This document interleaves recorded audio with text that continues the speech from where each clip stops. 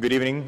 The hearing for Resolution 294-34 will continue at 6:02 p.m. this evening from a recess earlier this afternoon. I'd like to acknowledge the Vice Speaker Theresa Lahi for joining us this evening, as well as the Legislative Secretary Regine Bisco Lee. We do have a handful of people who have signed up to testify for this evening's hearing. I have signed up for oral testimony, Mr. Dave Luts and Mr. Luke Duenas, if you may please join us.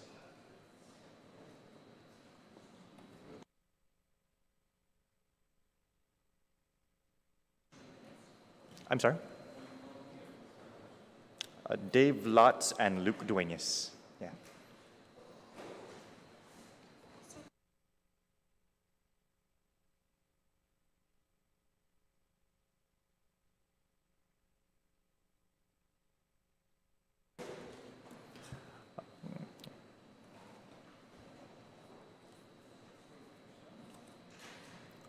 You may begin at any time, sir. Just press the button.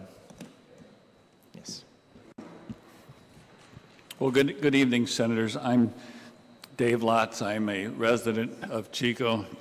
I've been a resident of Guam since 1970. I have submitted written testimony with attachments. Let me read the written testimony. Dear Senator San Nicolas, please accept this testimony in opposition to Resolution 294-341. That may be a typo.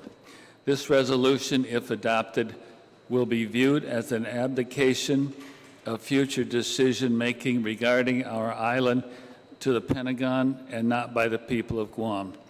It will further clearly send a message that we are comfortable with the destruction of the island's heritage, which is unacceptable. In addition, the increased social cost message is unacceptable to us. Finally, it will portray that Guam is comfortable with all the past and current actions of the United States government to the people of Guam. This is certainly unacceptable. In essence, the resolution means that Guam is comfortable with being a military colony. Another resolution is not necessary. Rather, let's build upon the reasonable statements embodied in Resolution 228-34. Since countless debatable statements have been made over the recent years over the military buildup, may I instead recommend funding and directing professional research in the key military buildup topics of 1, a study of the economic impacts of the military buildup, 2, a cultural resource impact assessment, including the status of the 2011 programmatic agreement, 3, the status of military soil and contamination and the impacts to the people of Guam, and 4, the social impacts to the island of the military buildup. In addition, a critical review is needed of the recent biological assessment to the firing range at Ritidian, which should not just be accepted as it is potentially biologically and legally flawed.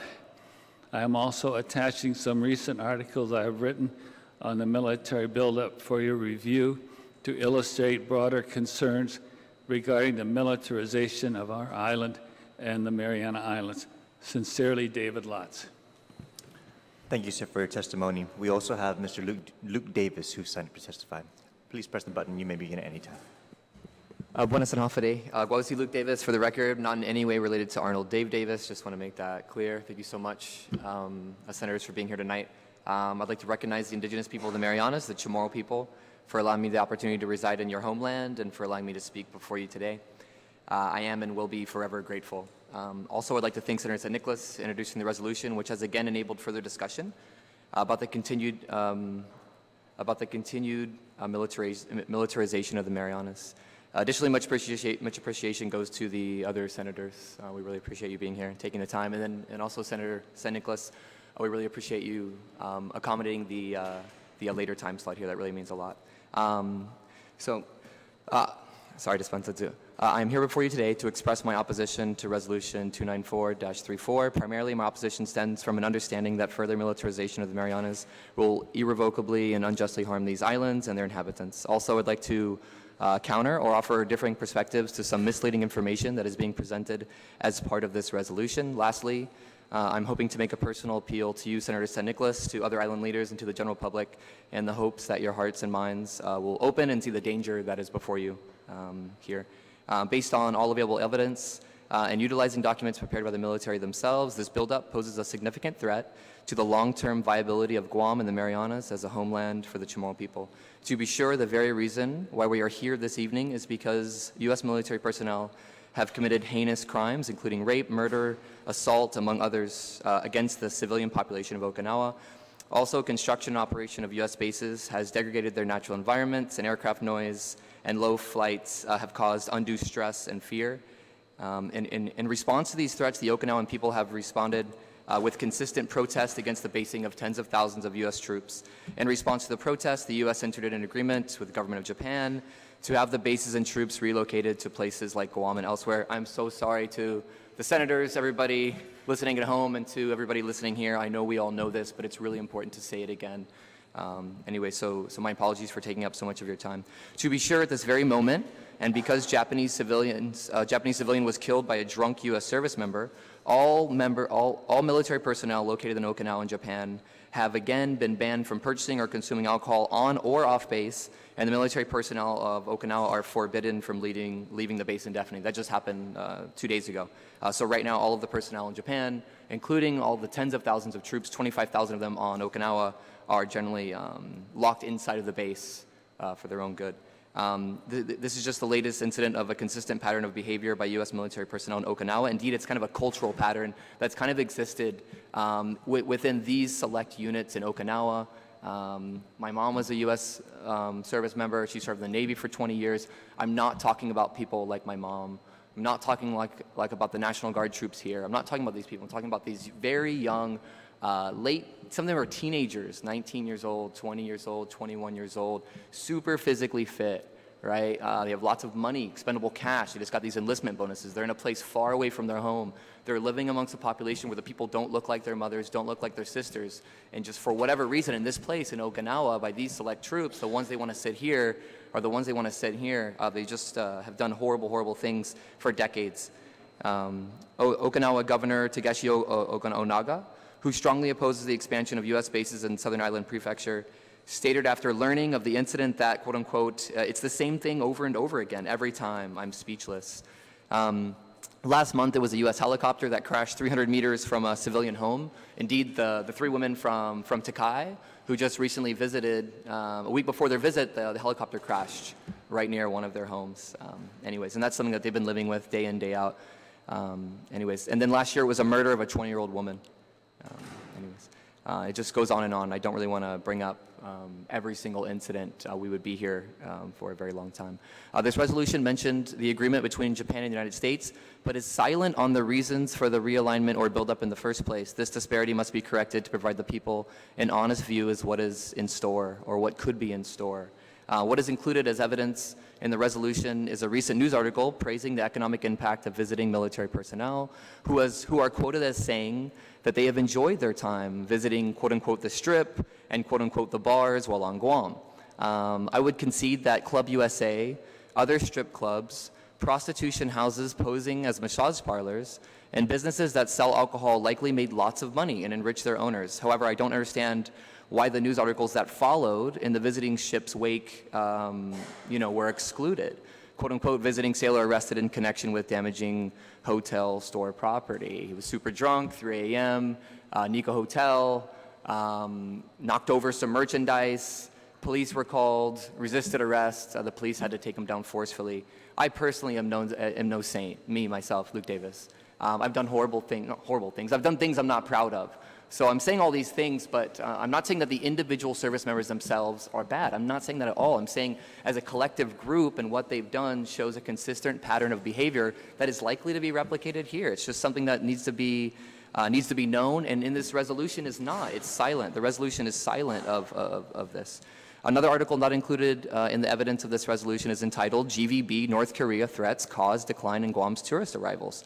For a resolution that is so focused on a perceived financial gain for the realignment, and quotes build-up documents by stating that the proposed relocation is estimated to temporarily result in a maximum of $86 million in revenue for the government, you would think that information relating to the negative effects of militarization would be included as well. It's really, the resolution is really one-sided. To be sure, tourism is suffering because of threats from North Korea. North Korea is making threats because of Guam's hyper-militarized state. To further militarize will only lead to continued threats and continuation in the decline of tourists visiting the island. Furthermore, although this resolution and testimony by the Chamber of Commerce will have you believe that the buildup will bring economic prosperity, documents provided by the Department of Defense state that, quote unquote, low-income people are more financially vulnerable because they have fewer resources to support them in difficult economic times. The possible combination of higher costs of goods and services with higher housing costs would likely affect low-income people. Although a few individuals will make lots of money, this is my own words now, build-up documents conclude that these, quote unquote, stressful economic circumstances may push people on the verge of poverty into poverty or even homelessness. Will increased poverty lead more families forced to rely on government support? How much will the homeless population increase? What will be the associated cost to Guam and the taxpayers? It just seems like a lot more study needs to be done. It just seems like this resolution is rushed, the whole buildup is rushed, and a lot of the studies that were done were really years and years ago. A lot of things have changed since then. Also, I'm concerned with that this resolution is presenting an uber-positive, imagined idea of what the buildup is and excludes the negative economic impacts that are associated with the realignment. I feel that this imagined idea that the buildup will be great for all is pervasive among the general public as well. A lot of people believe this, just a general idea. This is evident in testimony provided by the Chamber of Commerce and included as part of this resolution, which highlights recent surveys showing that 69% of those polled support the buildup. However, I would contend that these perceptions mean little, as many residents are unaware about the short and long-term consequences of the realignment. Just the economic part, they're really confused about, the misinformation. And a lot of the things that happened in Okinawa, people are completely clueless about these things. And a lot of this is because of what they're getting from the Chamber of Commerce and what they're getting from the media. And really, it's not found in the resolution. It really needs to be there. I believe that this collective misconception is due to ongoing propaganda by the Department of Defense, the Guam Chamber of Commerce, and local media outlets who are actively misleading the public about the negative effects that the buildup will entail. If you poll these same individuals who said that they generally supported the buildup, right, again, with different questions, you might get 4 different results. For example, what if residents responded to the poll question, did you know that the buildup is likely to increase the cost of groceries? I mean, how many would actually say that they knew that, right, or that they wanted that? Or did you know that the military buildup is likely to raise rental prices for low-income families? Did you know that the buildup is likely to cause an increase in the rate of homelessness? I mean, if you change the poll questions to something that really depicts what's actually going to happen here, you're going to get far different results. In short, a misled and misinformed public has led to a poor understanding about public perceptions regarding increased militarization. At the very least, this resolution should include some basic facts directly from studies conducted by the Department of Defense. Aside from the negative economic impacts, the harm to be caused to Guam's cultural and environmental resources as a result of the construction operation of the live fire ranges over the Ratidian National Wildlife Refuge is enormous. Possible contamination of our freshwater lands, destruction or degradation of historically and culturally significant archaeological sites, and destruction of recovery habitat for threatened and endangered native species are all a part of the DoD's plan for Tailatlu and Latexen. Additionally, continued militarization of this area will only serve to delay the return of ancestral lands unjustly taken from their rightful owners and prohibit access to major portions of northern Guam. To be sure, original landowners, students, tourists, and those who fish will not be allowed access to these areas for most of the year. This is something that many of us in this room know, but something that the general public is not that aware of and needs to be, and that really needs to be in this resolution here.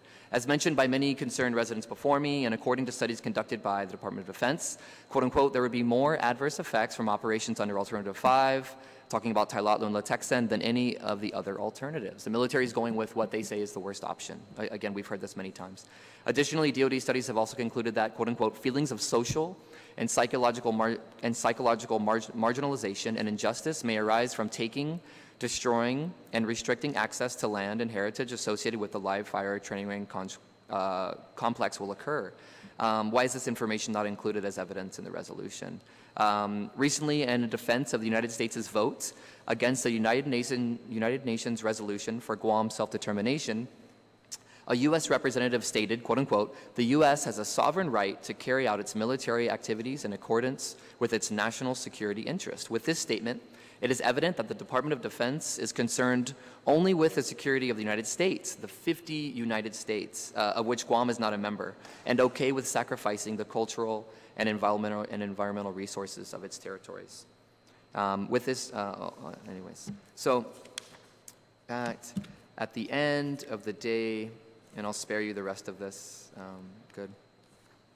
I feel that many are fixated on the short-term economic gain for a few, oh, sorry, my apologies. I feel that many are fixated on short-term economic gain for a few that will have devastating environmental impacts for generations. In a sense, I really feel that with this resolution, with the buildup, we're selling our children and grandchildren's future and the long-term health for a few dollars now.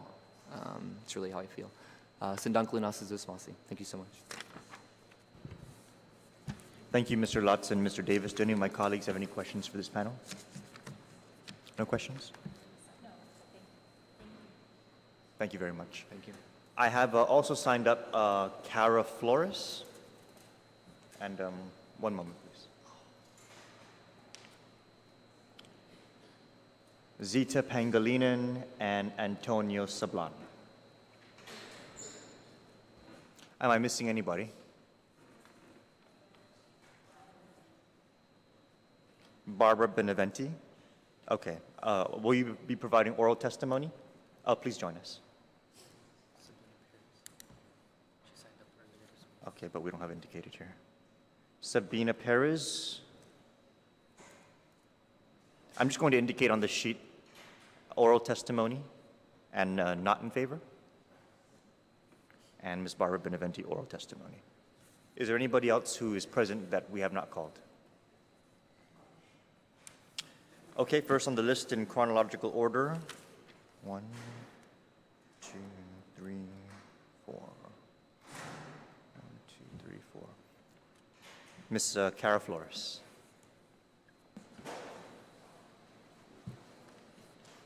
Good evening, Senators. Thank you for taking your time to be here after 5 p.m. I am opposing the resolution, and I won't jump right into what I wrote immediately, but I was curious as to whether the SCIS had been read, especially by those testifying earlier, but Senator, especially by you since you proposed it. There were a lot of kind of bits of misinformation floating around this morning, and as someone who painfully combed through over 11,000 pages of the DEIS, and then I don't remember, was it like 3,000 for the SCIS? There were quite a few, I guess, not facts from this morning. One that I wanted to correct, gross domestic product referenced. Per the SCIS, the long-term increase in Guam's gross domestic product is 1%. Appendix D, page D148. I can pull all of the page numbers and stuff if that's needed, but the chamber position that the unemployment rate will be reduced is also contrary to the SCIS itself, where according to DOD, even with the proposed military buildup, the unemployment rate may not be greatly affected, and as numerous people have stated, homelessness will increase, the cost of goods and services will continue to rise, and those most affected will be those who are already living kind of on the brink of poverty and struggling right now. Many people who testified earlier support the buildup at any cost for a simple reason: reward without risk. They stand to make money while not having to deal with the negative impacts spelled out by the studies. You don't see their children in public schools. You don't see them at GMH. They don't have problems finding a home to rent. or a house to buy. It is great to have these privileges, but it is not a privilege that is enjoyed by most on our island. This poll, paid for by the Chamber of Commerce, has been referenced all morning. But one statistic that no one from the Chamber of Commerce has mentioned today is that 49% of the people it polled believe that the proposed military buildup will have a negative impact on the quality of life locally, or are unsure of what effect it will have. It is telling that most, if not all of those people who have spoken in support of the buildup have supported the buildup from the beginning, when it called for 79,000 people to move to Guam, when it called for the destruction of our reef, the taking of Paget, they did not blink an eye. They continued to support the buildup, even when EPA gave the original EIS the lowest possible ranking that it could give. So it's not surprising that their blind support for the buildup continues to this day. Is this the position that we want our legislature to take on behalf of our island as a whole? Are we going to barter our land, quality of life, and culture in exchange for construction contracts? Is our island for sale? Thank you.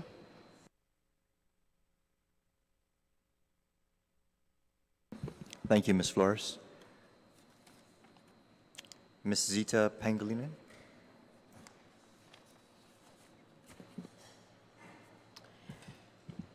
Buenas and hafade honorable na senador siha. Naan hu si Zita Pangelinan familia Nicolas and Galaidi ginin tautau sumai. Si jus maasi para tempon mizu dan megai lokwi e Jani oportunidad ni para bayu sangani hamzu nati hu support ti estina resolution e 294-34. Jamas bayu faisin hamzu todo ni man inma ilihi para un hasuzi mas hafa insasangan na jangkin un pasa estina resolution. Mas importante huko contra estina resolution. Finetna na honorable na senador siha. Malago tu na bayu tsuli lokwi estina oportunidad para yo bayu abiba hamzu ni samaga para estina tempo dia ni para ekongokam. Lo lokwi mas edi manietlun mami ni man matu za mantistigu mantistigu ni timas supporti estina resolution pa guye egan zantaluani. Sa hutungo I sacrificio niha ni matotogu esti. I tempo niha, taja mo papasi, guahani edu I mamalingo I swet dunia, I apas niha lau man matu sa makonsidera taimano importante za para un efecta I tautauta siha, zanita nota, zani man mamaila na generacion, zangid mapasa estina resolution. I mon za todo di tauto ni tima man supporti I resolution za man matu. I mon za prehuno I fondo niha zanita tauta. I menya luta ni man testigo para mas supporti I hinalami militar ginin Okinawa. Malik sa kalan megay hinasuniha put I probetsuniha. Probetsu para siha na maisa. Zani business niha. Lo nihi loki zata na comprendi mas. Benti malik intensyon sa siga masangan por STE para managwaha totsu para itautauta. Lo considera finetna na I peligro na mensahe gwini. I permit na punto. Janginon pasa estina resolution. Un afitma na man malikahit ni man tautautano para tasota I diritota. Para idos na nasyon, I Estados Unidos dan Hapon, na sinya mandanya siha na maisa, sinhita za para madisiri para ita hinanauta gwini gitanota.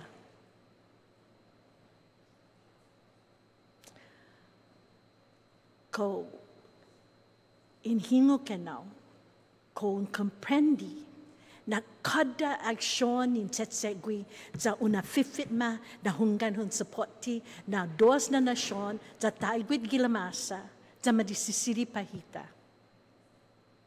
Quantos anos, quantos tempo disiga para tatsogwi esti. Nai na para ekong purasti public hearing, public hearing, public hearing. Pan ekong hi publiko. Loko siguro na in ekong itaw-taw-tano. Segundo na punto, hugong kagagan Senator Nicolas na esti na introduci, esti na resolution, y para una gongi tori taw-tawta, para madiskuti za para maekong tori intensyon por esti na resolution. Maliki intensyon. Lo hafa na un pega, jangin para tafan ekong taimano, para uin afecta itaw-tawta. Pues kalan esta gua desisyon mo. Kalan esta gua desisyon in legislatura. Na para masuporti, ahi tipo maekong kam, ahi tipo maekong itaw-taw. Lo esta benti, torin decidi na para konsigya sa gagigi resolution. Jajangin terbiati maoopi, estimas y napiniti y cuántos años, cuántos tiempo ni tori y taw-taw ni sumogwi mi estudiasti, domestigo, cuántos tiempo jasiga in nai no para tijausti mausa na sa isinangan finagaga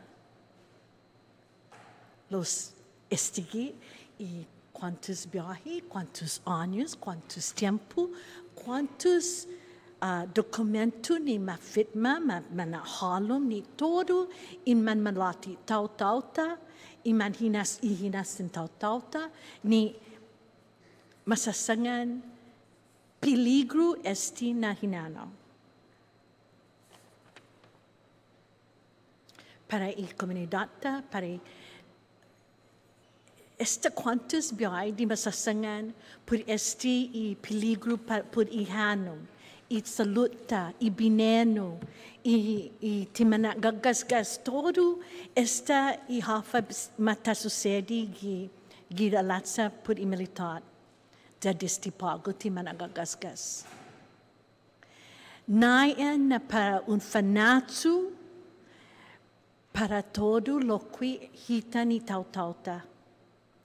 Jan manak klaro gini militar. Nayan na para un na siguro na maopitori i question. Makata comprendi.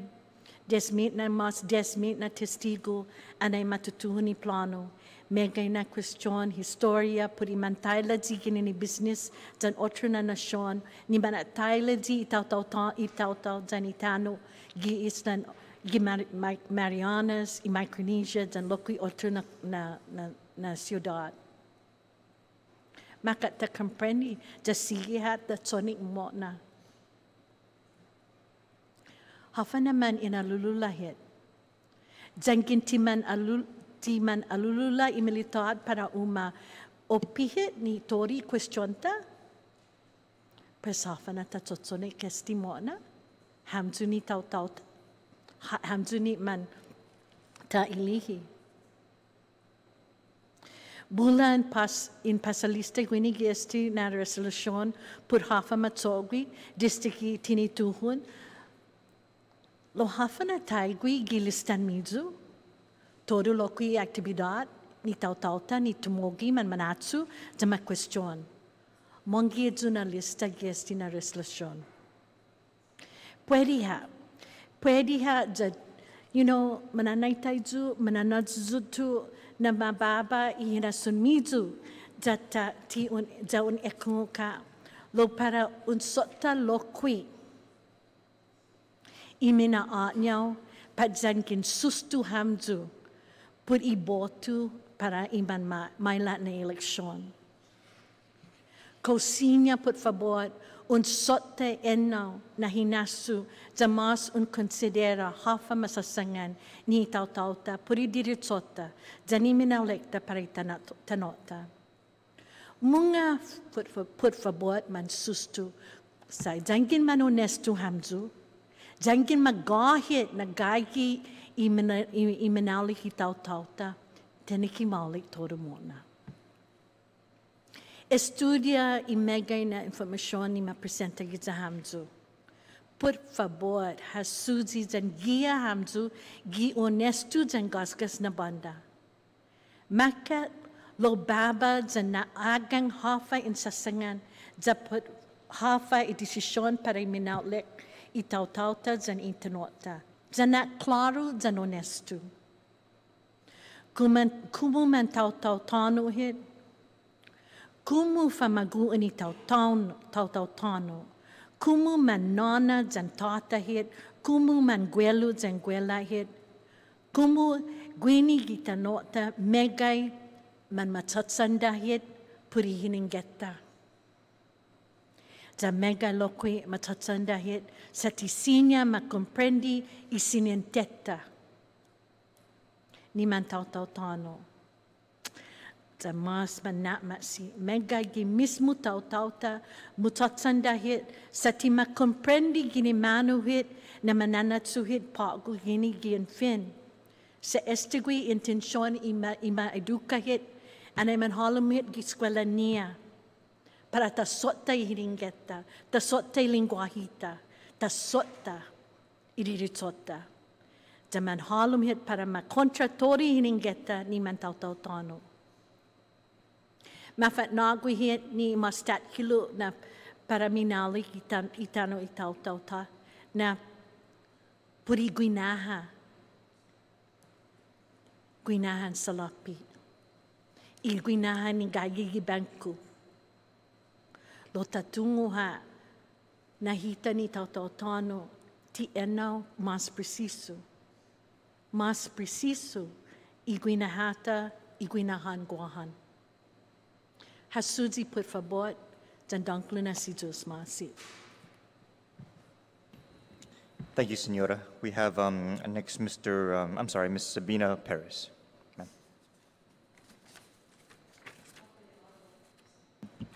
Hapaday Honorable Senators of the 34th Guam Legislature, Guahu Si Sabina Flores Perez.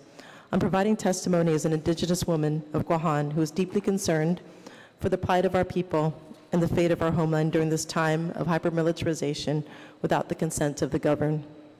I write this testimony in opposition to the Resolution 294-34 and urging the 34th Guam Legislature to do so as well, for various reasons. In reading the resolution, the rationale leading up to its conclusion of supporting the relocation of U.S. Marines from Okinawa to Guam leaves out one very important detail: the human rights of Chamorros. To vote in favor of this resolution is to deny the basic human rights of the Chamorro people to self-determination and to promote the continued injustices for the Chamorro people, the colonized people of Guahan. Under the United Nations, Guam is one of the last remaining 17 colonies or non-self-governing territories, a list whom the U.S. placed us on 71 years ago. Under UN Resolution 1514 and 1541, the Chamorros have the opportunity to decide one of three status options: independence, free association, or full integration. Moreover, as the administering power, the U.S. has the obligation to ensure that the cultural, economic, and natural resources remain intact until our human rights to self-determination are realized. Unfortunately, the good intentions of the U.S. of placing Guam on this list to be decolonized was at best not followed properly, or at worst blocked. For instance, in 1975, a federal task force recommended Commonwealth status for Guam, a recommendation that was shelved without the people of Guam knowing until 30 years later. Although Commonwealth status is not one of the options for self-determination, the secret Guam study revealed that the U.S. has denied political advancement of the Chamorro people. This unwillingness to promote self-determination is overshadowed by the military interest the U.S. has for Guam. Since World War II, the strategic importance of Guam is realized and reemphasized. U.S. colonialism and imperialism is intertwined with U.S. militarism on Guam and elsewhere. In 1945, the secret memo by Vice Admiral G.D. Murray, then commander of the Marianas Navy Force, he stated that, quote, military control of these islands is essential as their military value far outweighs their economic value. And from a military standpoint, a contented, healthy, and loyal native population contributes a strong link to the strength of those lands as bases. Furthermore, he states, the characteristics and nature of the majority of inhabitants on these islands are such that the artificial or forced raising of their standard of living to one approaching that of the U.S. would be detrimental to their best interests and would contribute little to the safety and welfare of the United States, end quote. It is important to recognize that this perspective has been consistently re-emphasized and has pervaded U.S. relations with Guam even today. The U.S. representative's response to the Guam's delegates' testimonies at the UN in October 2017 indicates this. He stated, the U.S. has a sovereign right to carry out its military activities in accordance with its national security interest. In other words, it is our Bano-colonial status and subservient, docile, and co-opted population that makes Guam an ideal basing location. For the simple and unjust reason of being indigenous to Guam, our homeland for over 4,000 years, we are called to sacrifice our ability to determine our political and cultural destiny, the control of our natural resources, the unjust taking of our ancestral lands that amounts to about 1/3 of our island, an environmental injustice by U.S. standards, and environmental degradation that also accompanies militarization, all of which is counter to the U.S. obligation to ensure our human rights to self-determination as the administering power. Thus, for the 34th Guam Legislature to support this resolution would go against justice, human rights for the indigenous people of Guam. It would go against the efforts to appeal the ruling on the Davis case and the Chamorro Land Trust lawsuit. It would send the wrong message to the United Nations that Guam's colonial status and lack of freedoms and the inability to control our own destiny are acceptable to our people. Another important reason to oppose this resolution is the narrow framework and assumptions included in its rationale. First, the National Environmental Protection Act, NEPA, the National Historic Preservation Act, and other laws that have been utilized by the U.S. military are laws that have been created and implemented without the participation and informed consent of the Chamorro people. It is the unjust application of laws of the governed who had no say in its creation and implementation. Furthermore, our participation in the form of public scoping meetings and comment periods in these should not be construed as informed consent. As indigenous people, we are obligated to represent ourselves at any and all forums. To fail to do so allows someone else to misrepresent our needs and concerns. Additionally, the agreement between Japan and the U.S. to relocate U.S. Marines from Okinawa to Guam was a decision made by these two nations. Guam was not part of the decision-making process. Furthermore, the interest expressed by some members in our community to relocate the U.S. Marines to Guam may have influenced the decision, but it was the U.S. government who ultimately made the relocation decision. Second, the implementation of the process does not guarantee that the process was accomplished in good faith. Lack of transparency of key decisions have resulted in a public outcry by Protehi Latex and Save Retidian, and also the Earth Justice lawsuit challenging the very environmental impact statements that are the foundation of the 2010 and 2015 records of decision. Third, the recent stationing of the carrier strike Group 9 resulted in the destruction of hotel property that did not make it to the headlines locally. Fourth, the economic benefits stated are questionable considering that the SCIS states that the economic growth is aligned with the construction phase and that the greater burden will be placed on people with lower incomes who face inflation in housing and other goods. Fifth, a false dichotomy is created by assuming that military service automatically means support of the U.S. military buildup on Guam. Many people who serve in the military support Chamorro rights and protection of our homeland. Many of our people find meaning in their cultural identity and sacred spaces and want to preserve it. A third reason to oppose this resolution is based on moral reasons.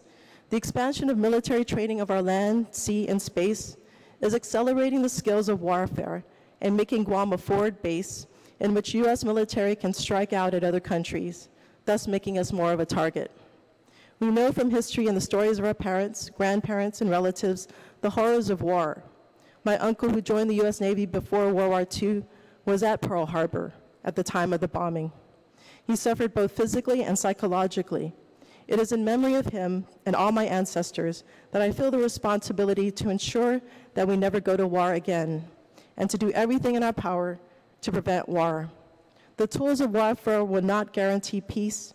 Rather, it is a destabilizing force. Excuse me, turn the page.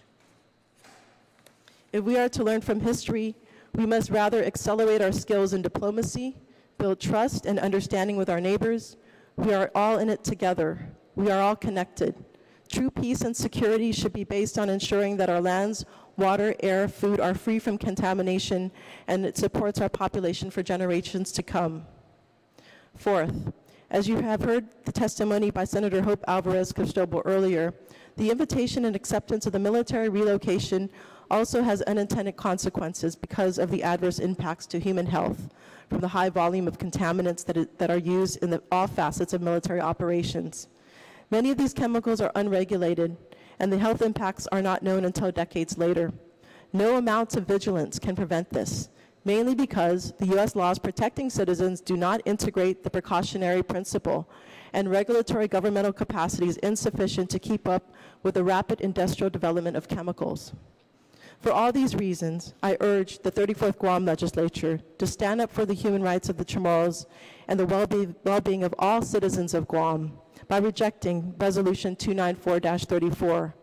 Together, we can create a sustainable way of living that satisfies economic, environmental, cultural values, as we have done for most of the 4,000 years of living on Guahan.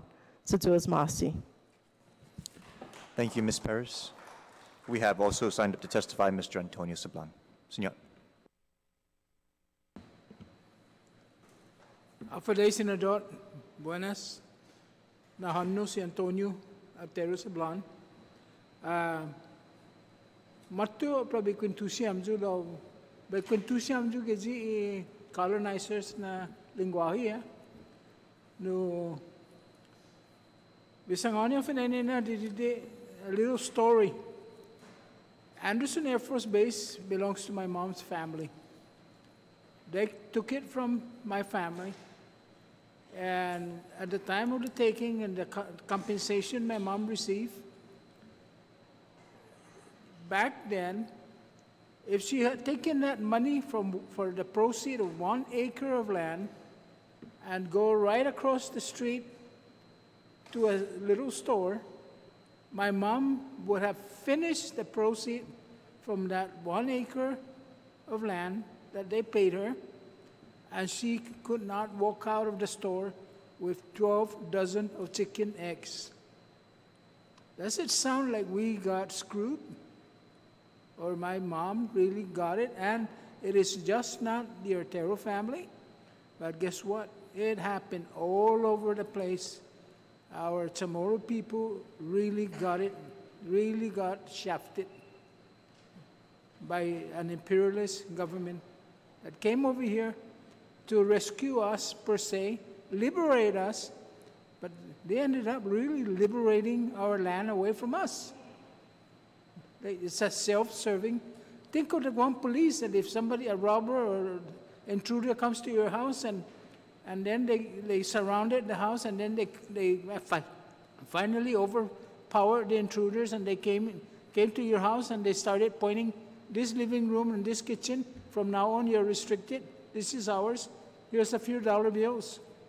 You don't have any more rights to this property. Were you really liberated? We were not. And ironically, we enjoy this liberation. I think we just like to party, but really in the deep meaning of liberation, we were not liberated. I came here to ask you guys to do two things, por favor. Number one is the history of the access at Route 3A that leads to Urunao and Litigzan. Help us secure that permanently as an access. I'll tell you a history of it. In early 1970s, the Arteros families entered into an agreement of an option that they were going to build a hotel development there, that it encompasses some, of course, hotels, and there's even floating restaurants, botanical gardens, and even a cable that you ride the cable from the top of the hill coming down, and it takes you right into your hotel lobby. Those whole scenario, it didn't happen because the question is that the military controls the access, and they would not give the access. Well, in 1980, early 80s to 1985, we also, again, the Arteros family, I participated as one of the board of directors of the Artero family in a negotiation with Japanese conglomerate hotel developers, and they were earmarking Urunao. 45% of the property, they were going to leave the other 45 on the limestone forest, that they were not going to touch it. They're going to leave it in its pristine state. But down below, they were planning to build 6,600 rooms for hotel and condos, inclusive of an 18-hole golf course around the hotels. It was a $4 billion development. If you look at the map that I submitted, this map, it would tell you that if you add all the figures here, there's roughly between 7 and 8 miles of beachfront property that stretches from the Falcona Beach, south of Urunao, which is government of Guam property, Urunao, which is 3 miles long, which belongs to the privately owned family, Artero family, and some others. Then we have the Retidian, around the point. It's another stretch of 3 miles long, and there is the Inapsan Beach, that is 1.35 miles. 7 to 8 miles of beach, the most beautiful beach in Guam. Tumon Bay is only 3 miles long, and it is the breadbasket of the economy of Guam. How could we say an investment into destroying our jungle and setting a firing range that would continue to, the 7 million rounds that is going to be fired and be hitting getting into our soil and to our air, could outweigh, and even just Urunao at $4 billion development. That development is not a one-time infusion, because when they infuse that amount of money into building a master plan, and even if you have heard of Bechtel Corporation, they were the construction company that this company hired to do a master plan for Urunao. Now, that again, the plan didn't materialize because of the access issue. The United States, U.S. Fish and Wildlife, in their negotiation, they wanted the company to downscale into almost 1/6 of the original plan, and it was not economically feasible for us, the landowner, to get rental money, or for the real estate developers, the hotel developers that would master plan Urunao. Now, how could maybe $100 to $200 million development on the U.S. military say that that would offset a major investment? If you guys help the landowners get their land back at Retidian Point, this was already earmarked Because since the beginning I was a member of the Ancestral Land Commission, and until now, fortunately I got nominated back and appointed back again. If we take this land back, it was supposed to be returned back to the original landowners. But guess what? Because there is another concept that the Navy was coming out with. It's called over-the-horizon radar, which is up on the flatland areas, and they're going to do a stretch of radars that will be just beaming and occupying a lot of land. And as a result, Governor Joseph Ada, well-intended but ill-informed, in my opinion, that he requested the Department of Interior, the U.S. Fish and Wildlife, to come and look at Retinian Point as to a possibility of taking that land and making it a conservation area in order to stop the over-the-horizon plan by the Navy.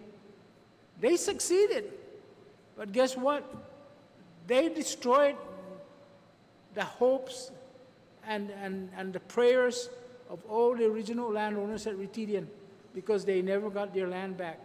Now, again, I ask you, I'm talking here in a layman's term, impromptu type that I'm doing, but guess what?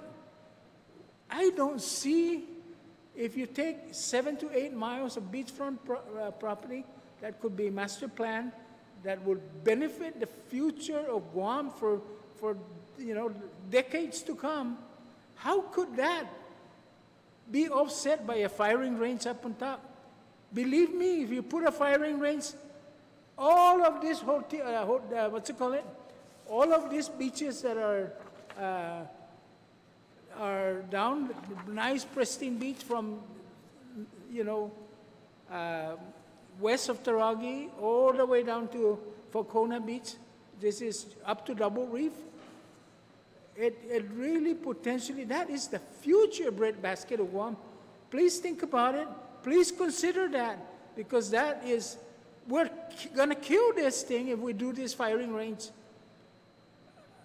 I totally oppose the firing range, but, my good colleagues and many people have testified eloquently in reference to objecting to it. But I'm trying to point out, since I'm a businessman, business sense. This makes business sense to try to get this to develop. In the early 1990s, after the $4 billion development plan was killed, I opened a business and bringing tourists down to Runa, and I was transporting them in my pickup, and sometimes when I get down, there's a point where I cross and I literally have to get into the water with my pickup and with the tourists. But there are times when the water is rough, the waves are pounding on that cliff, the point is higher than my pickup. So therefore, I always have to bring, at a great loss, bring the tourists back to their hotel. I then decided, what the heck am I doing? There is a book cart trail that was the family, because the entire Runa Retinian was and inclusive of Taragi area and in Absen, they were at one time supporting a lot of the economy of Guam through the copra industry. The sinetsu is what they call it. So I went ahead and I looked for that bull cart trail, and I asked for authorization from the military. It was at the time the turnover of the U.S. Naval facility, which is, they say, a submarine tracking station, which, by the way, I was a sonar technician in the Navy too, and I know everything what they do. But in reference to that, I went in there and I took a crawler backhoe and I reopened the old bull cart trail for my passageway above the ground instead of going to the ocean to get into Runa, so I could see some revenues for my property, for my business. The U.S. government took me to court because of that activity and sued me for $250,000. Thank God there's a judge that went down there personally and visited. Otherwise, my whole case would be inundated by the armies of lawyers and experts by the U.S. District Court and the naval, even the naval criminal investigative was visiting me over revenue and tax because they wanted to talk to me to investigate me of that opening of that road.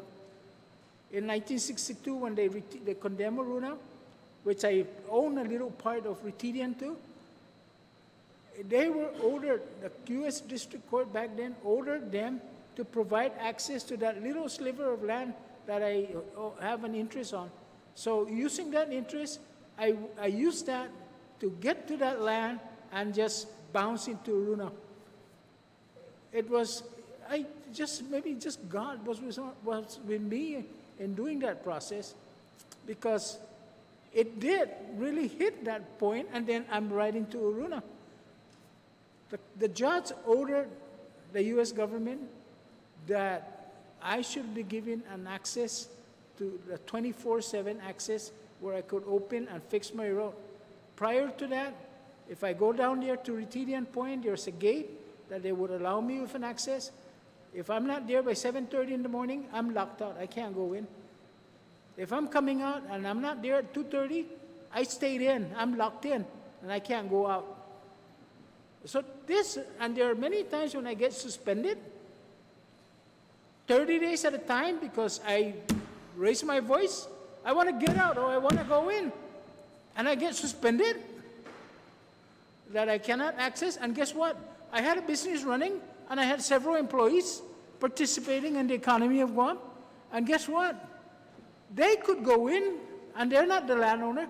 I was the landowner, and I was restricted from going in.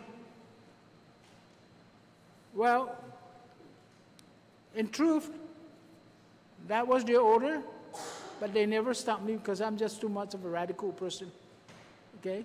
But the end result is that when they sued me for $250,000, and I sued back, I fought back, I ended up now with a 24/7 access. It's only a 20-foot wide road, but nonetheless, it's a foot in the door. And I think this legislature should really help, because the legislature back then, in their wisdom, they rezoned Aruna and the flatlands of Aruna and Falcona Beach into hotel zone. We're looking at approximately 3 to 4 million square meters of property up there that are hotel zone. What could that property and the surrounding property like Retidian and Inapsen and Falcona do to encourage and participate to the economy of Guam? Far, far in excess of what this firing range or any marine activities that would do to our island's economy. And let us, the landowner, the Chamorro people, participate in this development of our economy. And we respect it, because even in our own family, only 88% of us, the Otero family, there were 12% that did not want to participate in this development, and we respected that. And I'm sure that there are some people that would like to leave their property as pristine as it could be, but let them decide for that, and let us respect that.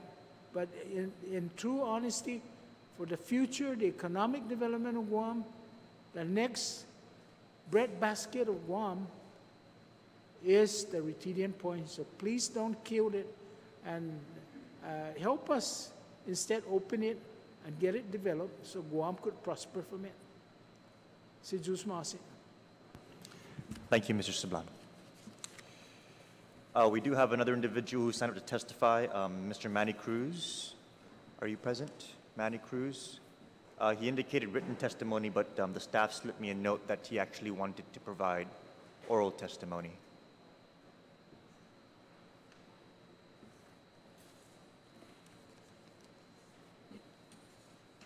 Ms. Benavente, I'm sorry. You also indicated that you wanted to sign up to provide testimony. Ma'am, you may begin at any time. Oh, thank you. Good evening, Senators. Thank you so much for this opportunity to provide oral testimony. I would like, however, to have a chance to submit something in writing after I read the resolution in its entirety. I do know right off the bat that just reading your introduction relative to expressing the people of Guam's continuing support for the Guam military relocation and the United States military's promotion of peace and stability in the Asia-Pacific region was enough for me to, where'd he go? Was enough for me to say that I do not support this resolution. See what happens when you take your eyes off the sponsor of this resolution? It's like disappeared. Okay. I would like to wait. May I? Or you can play it back to him.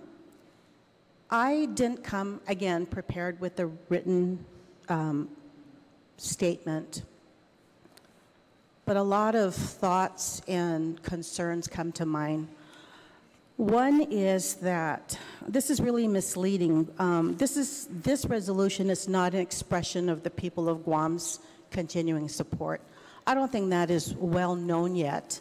I do know for a fact that I and my family and close friends and people I hang out with outside of these walls do not support the military buildup for a number of reasons.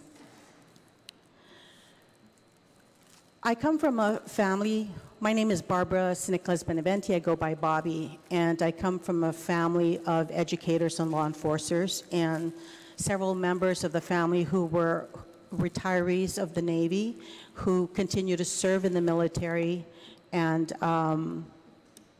unfortunately my 6-year-old granddaughter said she would like to be like her mommy and be in the Air Force.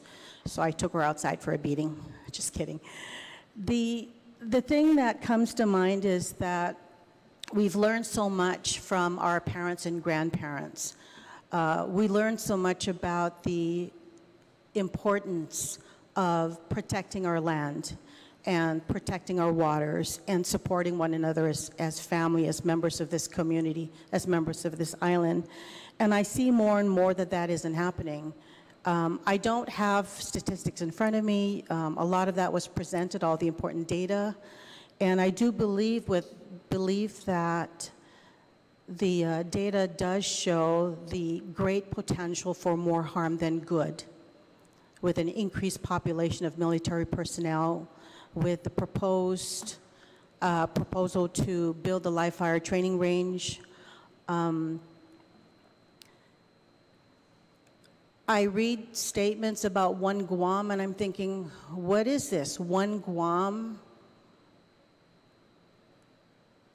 in a definition defined by people outside of this island, as defined by the military establishment.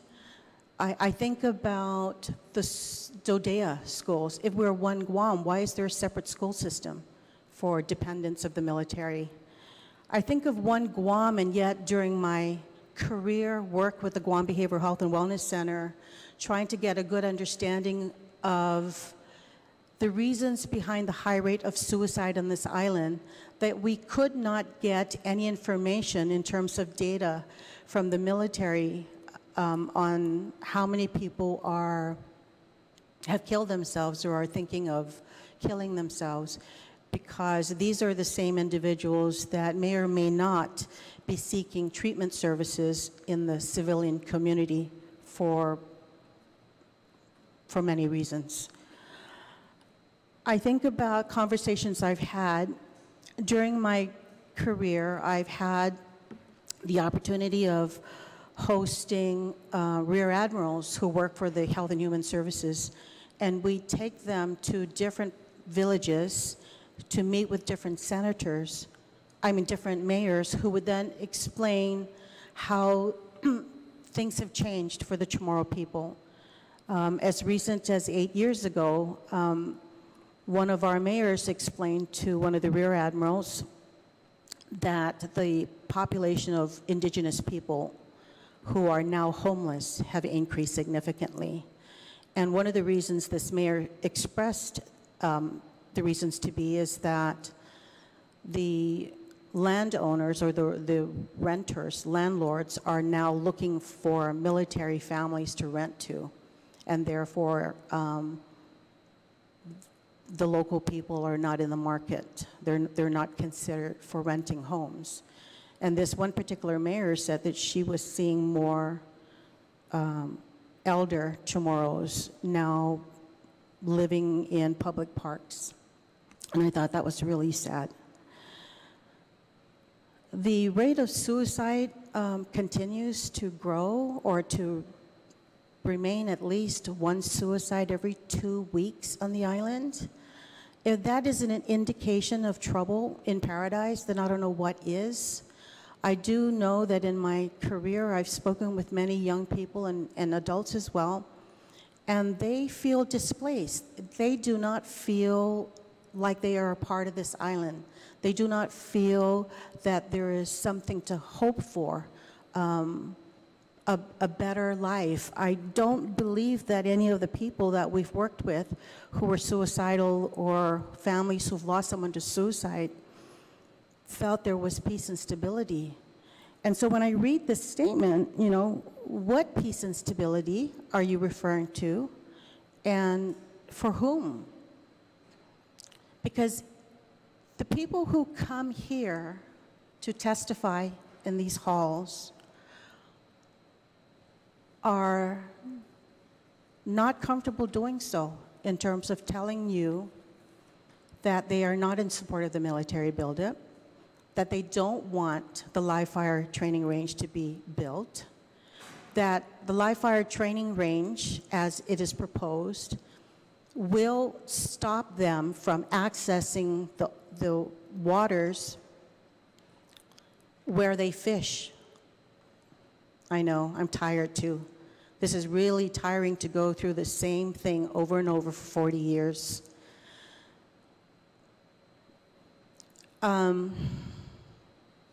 Zita said something, a word that rings true to how I feel and how many people feel when we are asked to come and express our thoughts and our concerns, and the word is fagaga. Do you know what that means, to be fagaga? It's to be made like, treated like an animal, gaga, fagaga. In, what was it, 2014, when the Navy hosted 3 meetings, public hearings, there was a petition signed by over 1,300 people. No one could say whether or not any of that was taken into consideration. It was addressed to the military, it was addressed to Madeline, it was addressed to the Department of Interior. And when we take the time out to express what's in our heart and what's in our experience, and we still find ourselves coming to these halls to try to defend ourselves, or defend what we believe is right, which is the right to our land, the right to our waters, the right to say no when someone from elsewhere, or a system from elsewhere, is trying to make some changes that don't fit right with us and threatens our future and that of our children.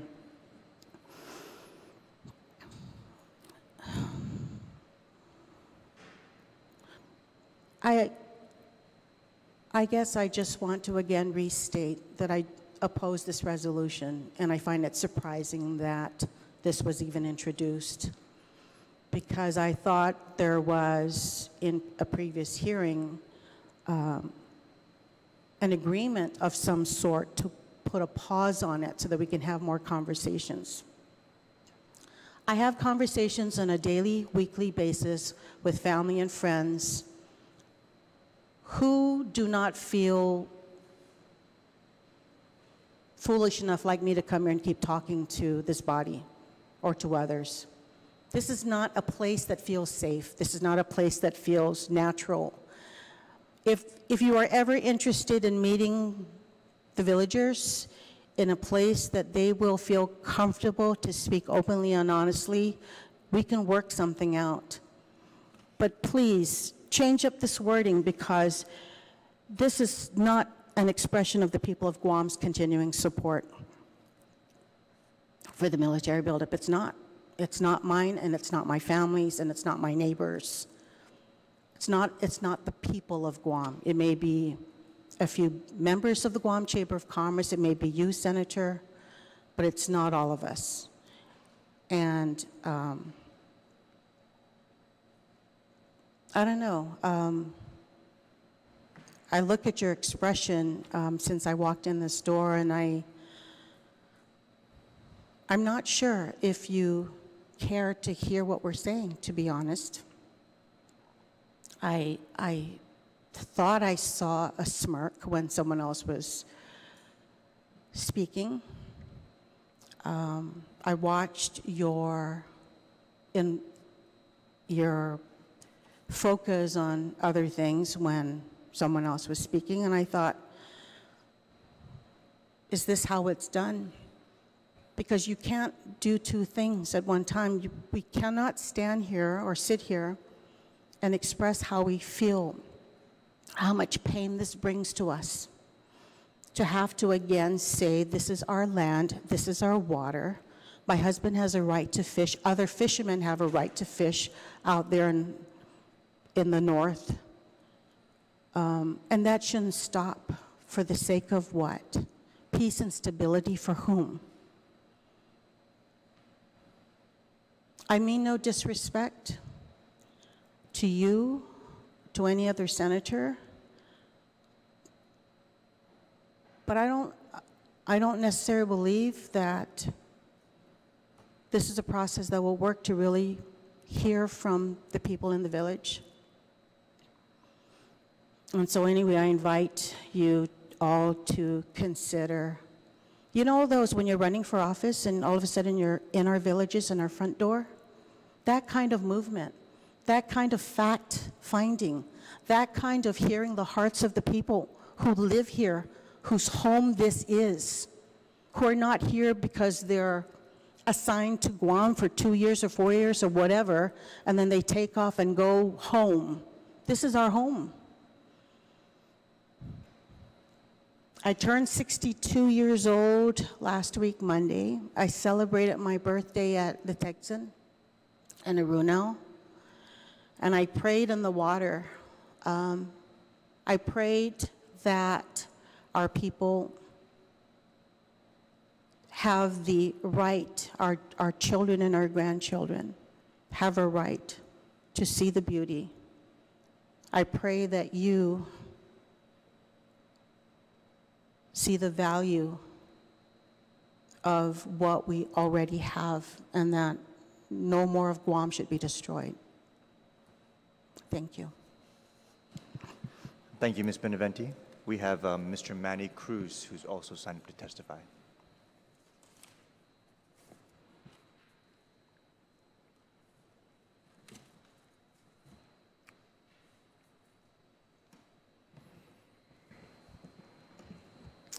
Havade Mansanadothu.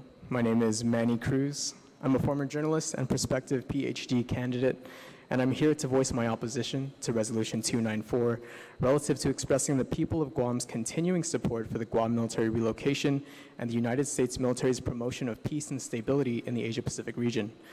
I was here earlier today to hear testimonies by both of the supporters of this resolution and Imanyaluhu from various advocacy groups and educational institutions. I was also tuning in via the live stream. With that said, I believe that the various layers of our opposition have been expressed adequately, and I should not dwell too long. I will therefore speak about the empirical evidence supporting my personal opposition to this resolution and any other resolution that advocates subservience to a colonial administrator against the better interests of our people. Point one. In previous testimonies today, we have heard opposition on the basis that a heightened military presence will increase the cost of living on Guam.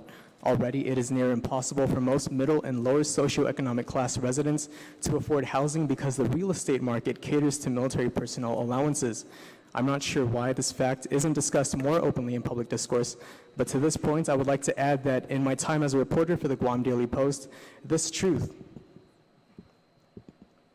was shared with me by a nonprofit administrator who works directly with homeless residents and veterans as well.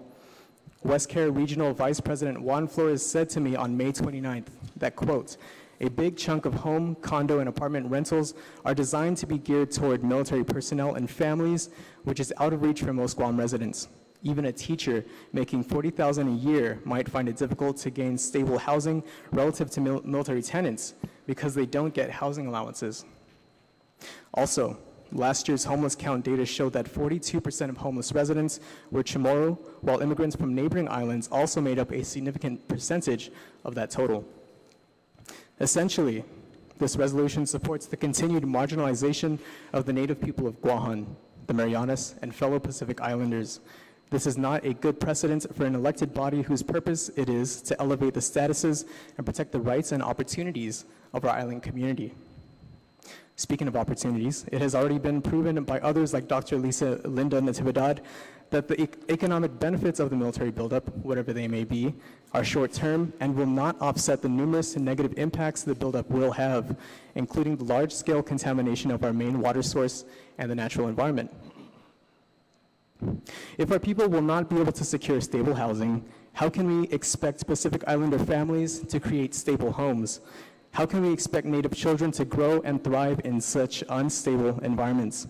How will they perform well in school, not knowing if they'll have a meal to eat at dinner or even a roof over their heads? The effects of poverty, of course, are long-lasting. What opportunities will be available to Chamorros and other Pacific Islanders who have reached adulthood without equitable opportunities for competitive higher education or careers? It was mentioned by Dr. Natividad that in similar militarized settings, the community's greatest prospect for economic growth was retail. Does it then follow that the intent of this resolution is to create a class of indentured Chamorro and Pacific Islander tourism and retail minimum wage workers whom, regardless of how many hours a day they work, are still unable to make ends meet to afford health care for themselves and their families? Whom exactly will benefit from the buildup? Will it be the wealthy settler businessmen whom we are told to herald as saviors? Will it be the members of the Chamber of Commerce, an organization that has consistently voiced their own opposition against increased minimum wages? As a final point, I would like to restate that this resolution is inconsistent with the public stance this body has taken against colonization and against the ongoing process of self-determination. The language of this resolution, which is borderline totalitarian, suggests that we should trust the Department of Defense and U.S. Congress to wholeheartedly protect the interests of our people. Before I am told to comment strictly on the language of this resolution, I would like to state that the military buildup, the chief concern of this resolution, is explicitly tied to the issue of Guahan's political status. This is, of course, because of the lack of equal negotiation and the ongoing lack of consideration for our people's concerns by the military. At an international level, passing this resolution could potentially be harmful to the ongoing decolonization movement, and no matter what your preferred status may be, whether that be integration, free association, or independence, we can all come to the consensus that the people of Guam deserve more than what we are being given, and we should not simply be begging and moaning for kitchen scraps from the American government that are thrown out the back door. We should be sitting at the table for a 5-course meal, rattling the silverware, shouting, "What's taking so long?" Zita Pangelinan. Thank you, Mr. Cruz. Does anybody else have any testimony they'd like to offer on Resolution 294-34? Your name, ma'am? Have you signed in on our sign-in? You just got here? Please come forward. Oh, no, we can sign you in as you testify.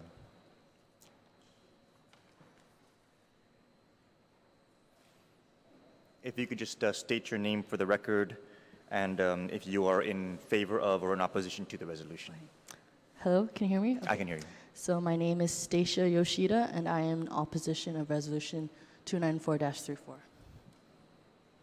You may begin at any time. Okay. Good evening, Senators of the 34th Guam Legislature. My name is Stacy Yoshida, and I am in opposition of Resolution 294-34. I am a 22-year-old voting citizen born and raised on Guam.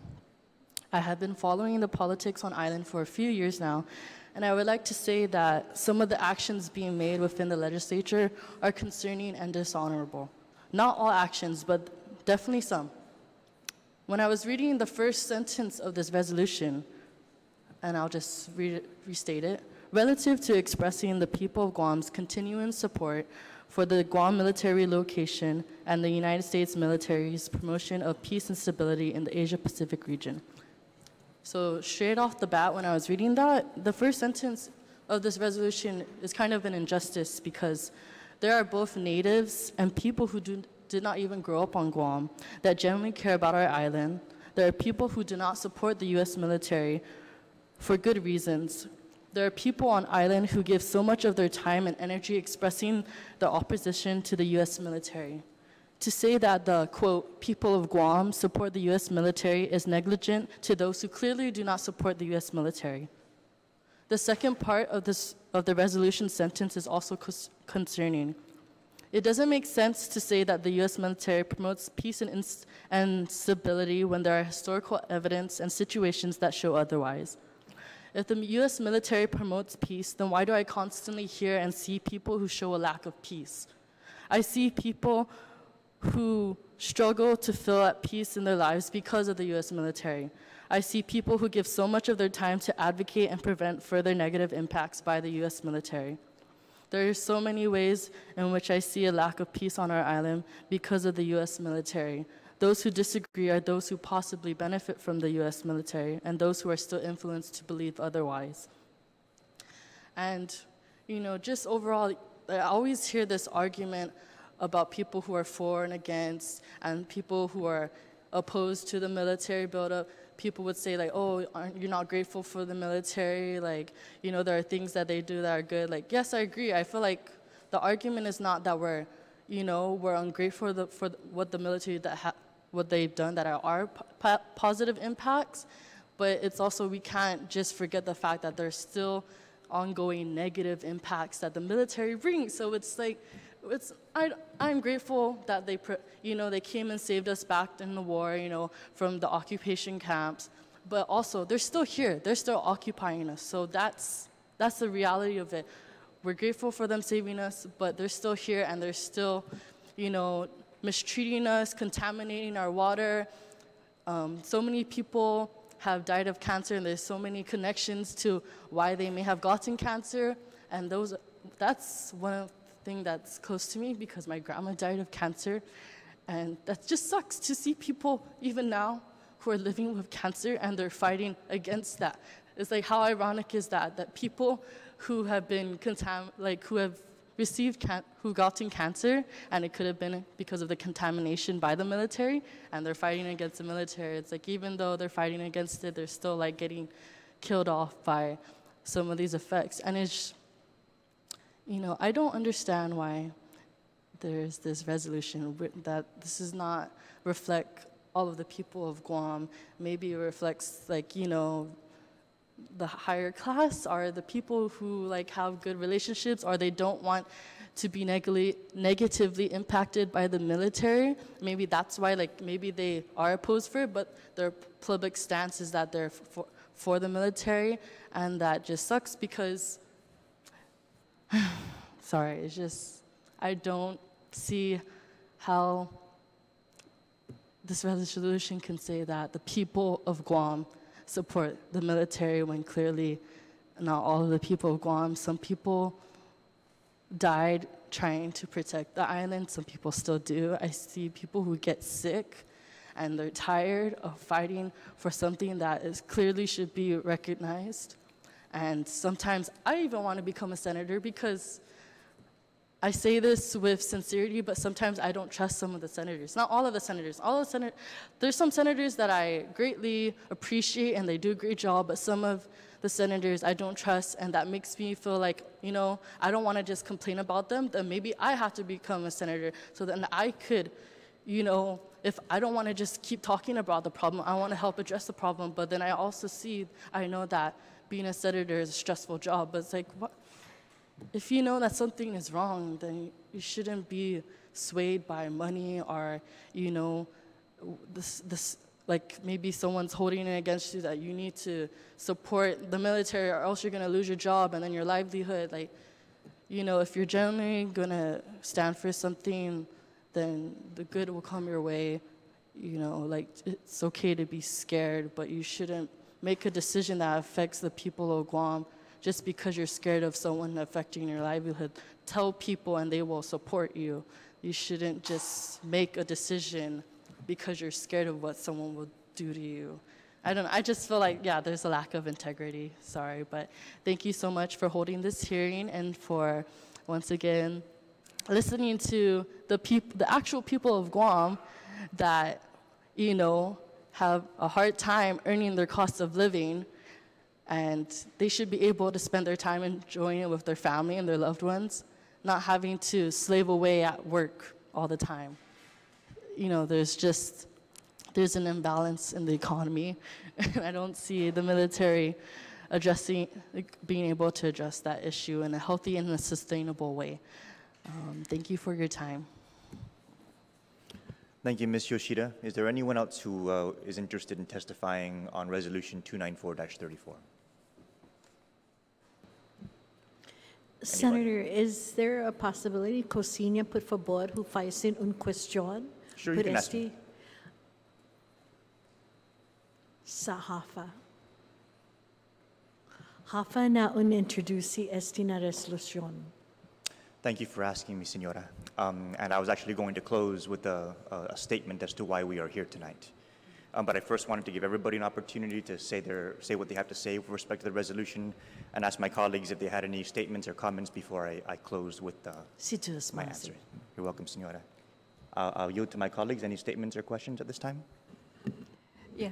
I want to thank all of you again for coming here today, the night before Thanksgiving, for testifying, and I'm very grateful. Even for all of the people that came this morning, it was a very, very crowded hearing, and we heard a lot. Some of the opposition to the resolution, someone described it as silly and selfish.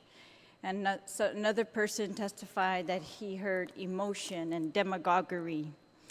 But that's not what I heard listening to everyone. I heard well-reasoned, well-researched information. I heard the reading of over 11,000 pages in the documents cited in this resolution, and books and documents that are not cited in this resolution. I heard the discussion of actual experiences and a reminder of the history of the Chamorros and the reality of Chamorros on Guam today. Even if I did hear emotion, I believe it is our duty as people who purport to represent the people of Guam to hear the emotion, and especially the emotion of those people whose lands are actually affected, the emotion of those people who are affected by cancer, the emotion in the voices of those people who, as many of you are on the front lines helping our children in so many ways, in education, in their mental health. And so I'm just very grateful that you are able and brave enough and do all that really very hard work to help inform us and help us to do the right thing. Situasmasi.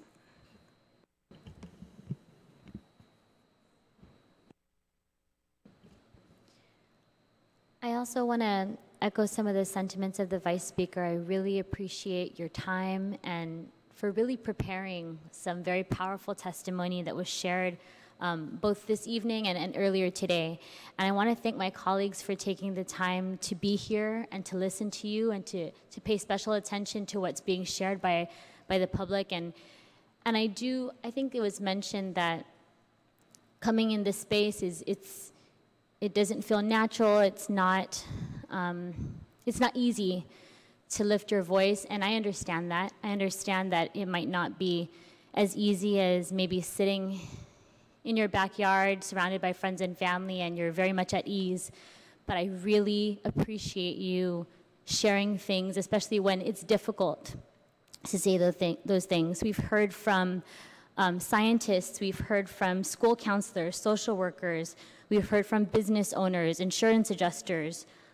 We've heard, there are a number of testimonies that were delivered to us from high school students from across our island. So I mean, we'll definitely take a look at all of this information, and even though I've been involved in learning about this process ever since the DEIS, I submitted my own comments, and I went to a lot of the scoping meetings as well. I feel like I learned something in these last few hours, and I don't feel like that my time was wasted. So I do want to thank you all for participating. I'm not sure what the outcome of all of this will be, but I am leaving this place today much more hopeful than I did when I walked in. And it's because of all of your voices and because you took the time to express your opinion, and I want you to know that I certainly appreciate it, and I think a number of the senators also appreciate that. So happy Thanksgiving to you and to your families, and again, we really appreciate all the information that was shared. It is very important. We will continue to review it, and we'll see what happens. Thank you to my colleagues for joining us in today's proceedings. Before I close, I just wanted to take a moment to acknowledge the authors of the written testimonies that were transmitted for the record. In opposition, we further have Ms. Luke Duenas and Ms. Cameron Kidigwa submitting testimony in favor of the resolution. We have a submission here from the Department of the Navy. The Admiral has submitted testimony. We have testimony in favor from Adolph Scambaluri, testimony in favor from Stephen Reuter, in favor from Carl Peterson, in favor from Alfredo Magdalera, in favor from John Ujoa, in favor from Bob Salas, in favor from James Herbert, in favor from Frank Cruz, in favor from Ernie Galito, in favor from Rossi Tolentino, in favor from Al Yanger, in favor from Roberto Fraccassini, in favor from Risha Uggan, in favor from Thomas Hertzlet, in favor from,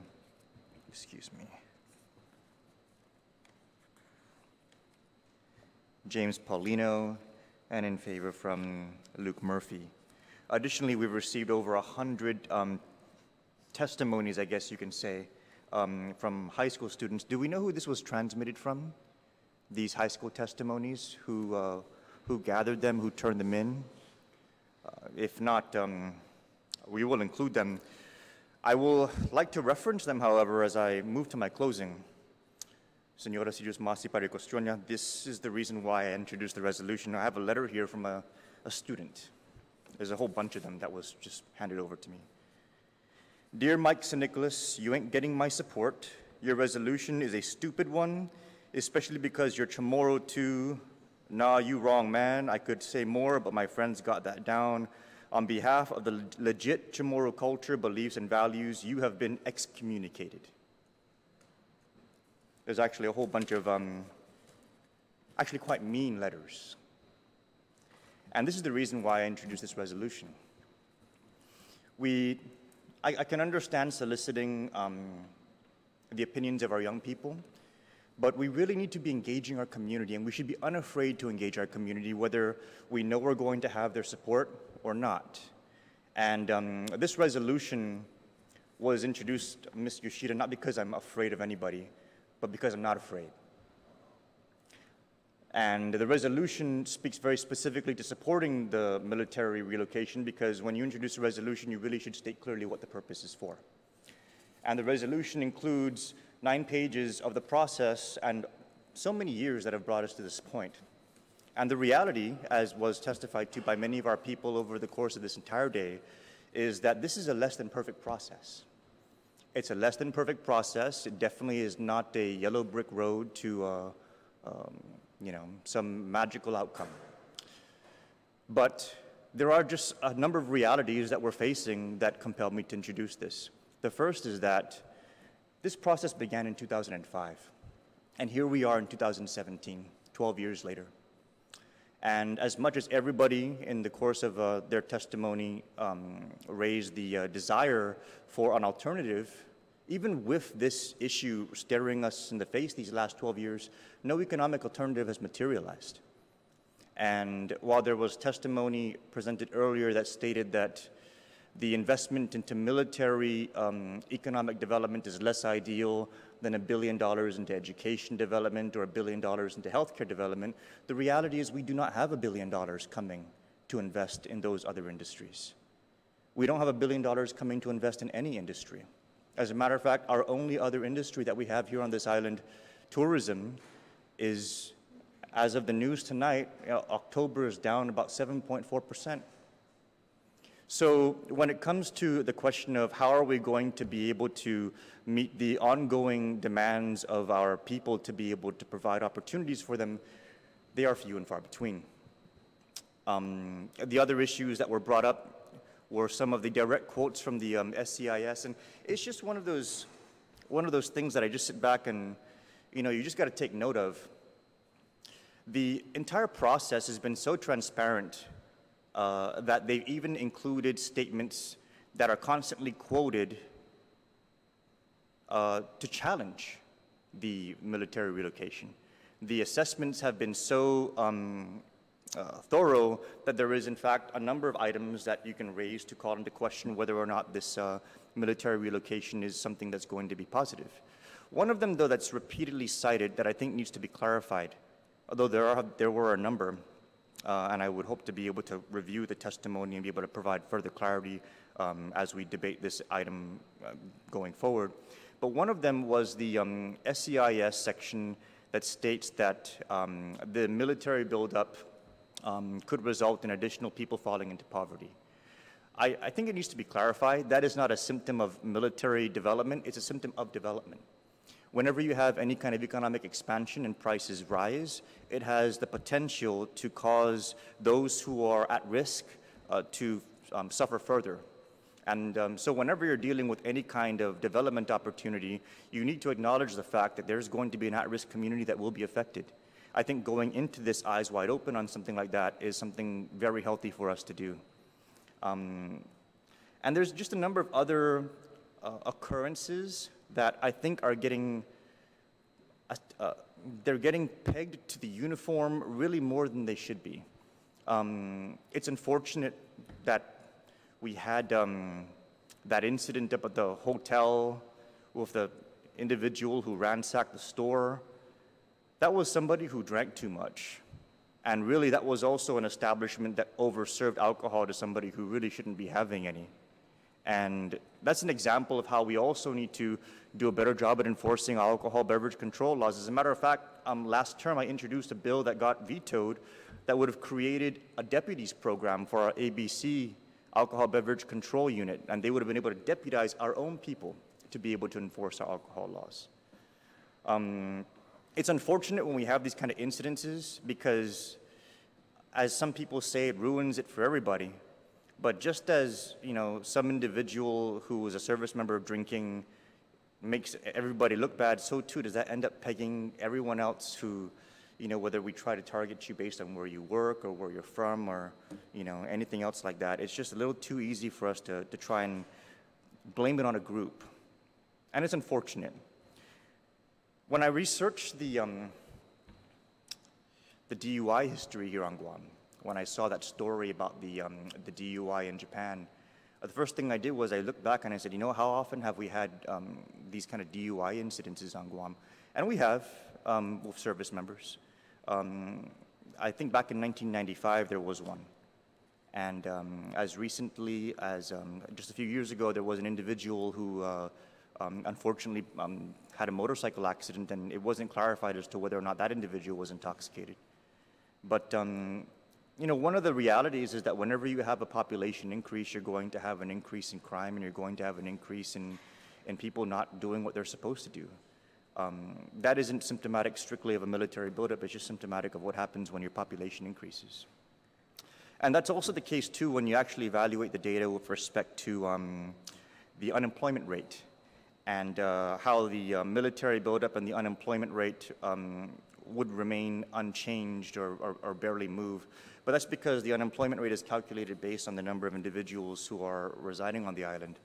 And so when you have more people, the averages eventually wash themselves out because in almost every instance, you're going to have a consistent unemployment rate unless you're going to see some kind of transformation in the economy.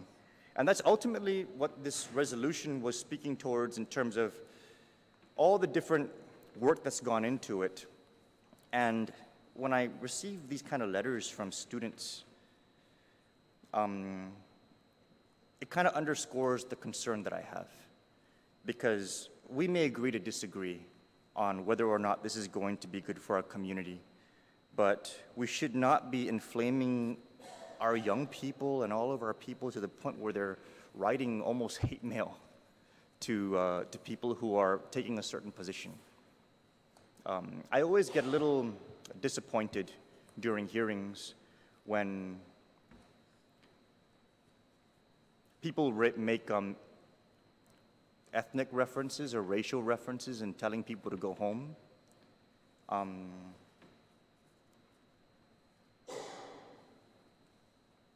We have a lot of people having to deal with that in other places, and I really would expect our people to rise above that. I personally would appreciate it more if we would conduct ourselves with just a little bit more tolerance.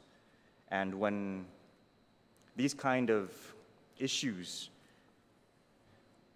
are being handled in the way that results in those kind of comments or in these kind of letters from students, I mean, it's troubling. So what I would like for us to do is to bring the discussion out from those dark corners and for us to debate the pros and the cons of whether or not this is going to be good for our community.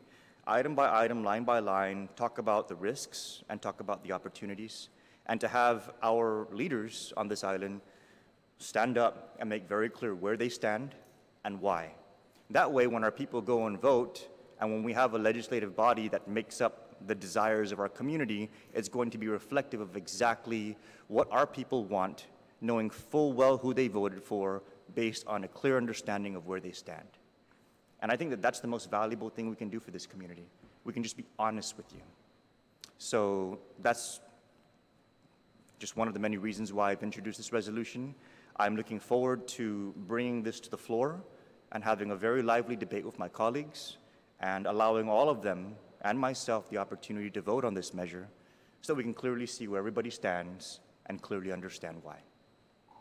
Sijus Maase, everyone, for your testimony. It's been a long day. Happy Thanksgiving. I got a picture from my daughter. She was hassling my wife to buy raffle tickets for the school because she wanted to enter the school raffle, and she actually won the turkey. So I got a picture of my daughter holding this really big turkey. I want to get home and be with them. But I thank you all for making the time this evening, and I'd like to thank my colleagues for being with us as well. We will adjourn these proceedings at,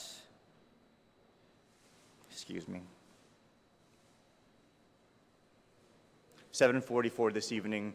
Sijus Maase.